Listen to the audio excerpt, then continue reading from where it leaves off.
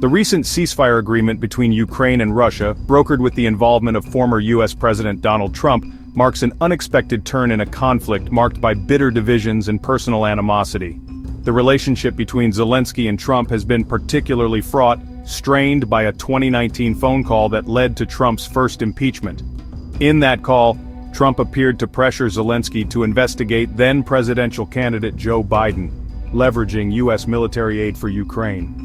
This incident cast a long shadow over U.S.-Ukraine relations, with Zelensky caught between navigating Ukrainian dependence on U.S. support and asserting his nation's sovereignty against perceived strong-arming tactics.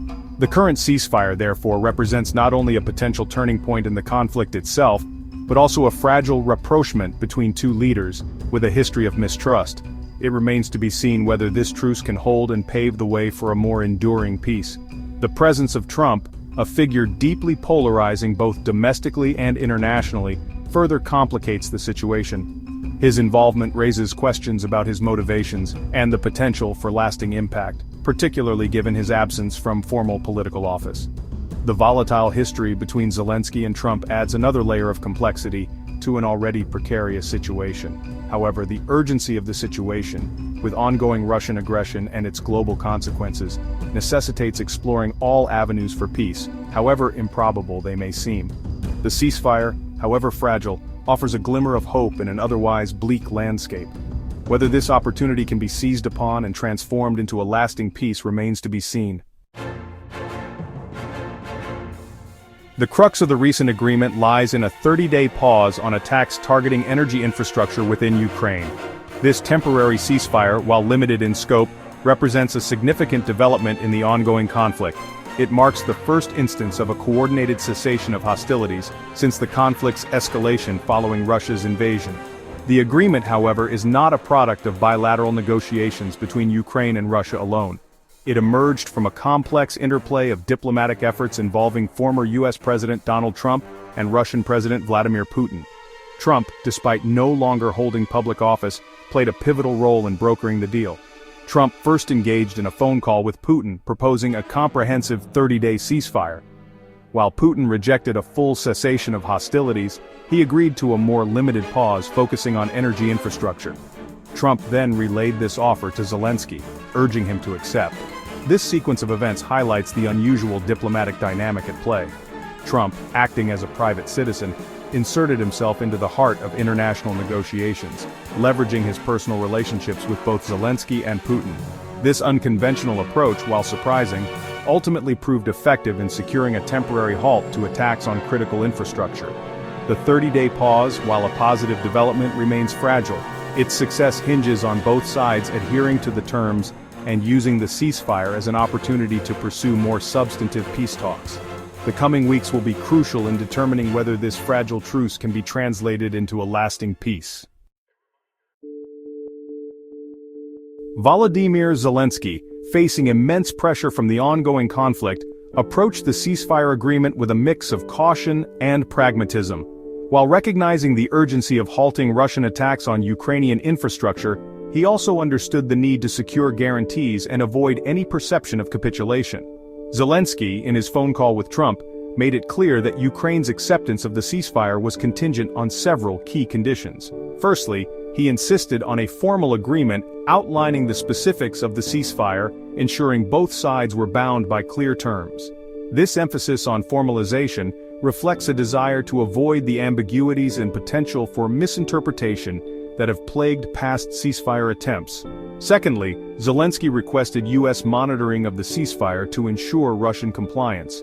This demand underscores the lack of trust between Ukraine and Russia, with Zelensky seeking external verification to prevent any breaches of the agreement. The U.S., with its intelligence capabilities and political leverage, was seen as best positioned to fulfill this monitoring role. Finally, while agreeing to the 30-day pause on energy infrastructure attacks, Zelensky emphasized that this was merely a preliminary step towards a broader ceasefire encompassing all military activities. He reiterated Ukraine's ultimate goal of a comprehensive peace agreement, one that addressed the root causes of the conflict and ensured Ukrainian sovereignty. Zelensky's acceptance of the ceasefire, therefore, represents a calculated gamble. He is willing to temporarily halt attacks on critical infrastructure in exchange for the possibility, however slim, of broader de-escalation. His success in securing his stipulated conditions, particularly U.S. monitoring, provides a degree of security and leverage. The coming weeks will be crucial in determining whether this gamble pays off. If Russia adheres to the ceasefire terms and engages in good faith negotiations, it could pave the way for a more lasting peace. However, any breaches of the agreement or signs of Russian insincerity could easily unravel the fragile truce, plunging the region back into chaos. The announcement of the ceasefire agreement was met with a chilling juxtaposition, even as Zelensky confirmed the terms of the truce reports emerged of ongoing Russian drone activity within Ukraine.